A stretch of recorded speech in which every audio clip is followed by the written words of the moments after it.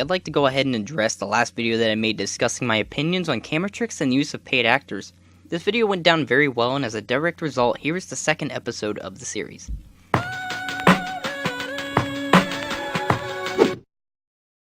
Welcome back to the show where I give my opinions of different topics surrounding the magic community. This episode, let's discuss originality.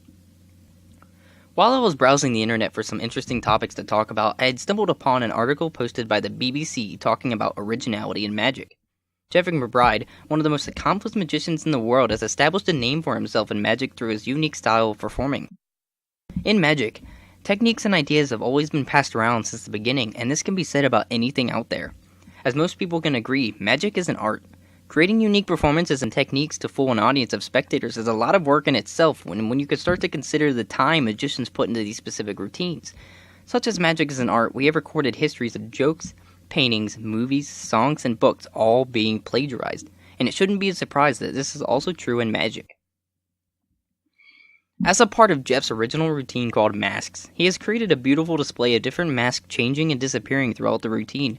After being published to the internet, it was no surprise that soon after Jeff would discover what he would call the most carbon copy sort of duplication I have ever seen.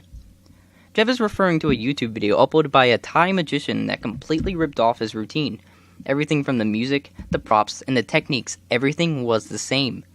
Jeff's only explanation to this was describing it as a tribute of sorts.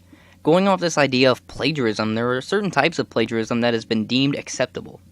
On YouTube, there's a word that most content creators throw around as a way to justify what is known as fair use. This word is transformative, and while using something out of someone else's creation to make something out of your own is okay, ripping off an entire act is almost certainly not. In fact, for the most part, a lot of magicians stem off each other's techniques as a way to create new ones. One of the most shocking forms of plagiarism is something I had stumbled upon a little while ago involving two of the most respected magicians in the world, Penn and Teller. In 1976, Teller had created a solo act involving shadows and a rose, but 34 years later, Teller had came across a YouTube video aptly titled The Rose and Her Shadow, which to his surprise was only his own routine being completely copied. Teller filed a lawsuit against the person behind the video, not performing the trick, but for offering to expose how the trick was done for $3,500 US. The Saturday paper, the website I originally found this article from, made a great point saying, magic tricks being in essence ideas cannot be copyrighted, but the expression of the idea as a dramatic or performance can be. The idea of stealing performances dates back to the time of Houdini and is still problematic to this day, but with every dark day there is a shimmer of light. As my channel is based around free domain card tricks and tutorials, I have created some card tricks and taught some card tricks based off the mind of the most innovative trick creator alive to this day, Jay Sankey. Jay's channel is based around basic techniques and simple tricks that are very effective yet amazing, and has even created over 700 unique tricks over the 20 or so years he's been performing. Magicians from all around the world have taken inspiration or bought licenses to perform tricks that he has created, and it goes to show when you do not need to be able to plagiarize to create something truly unique and wonderful.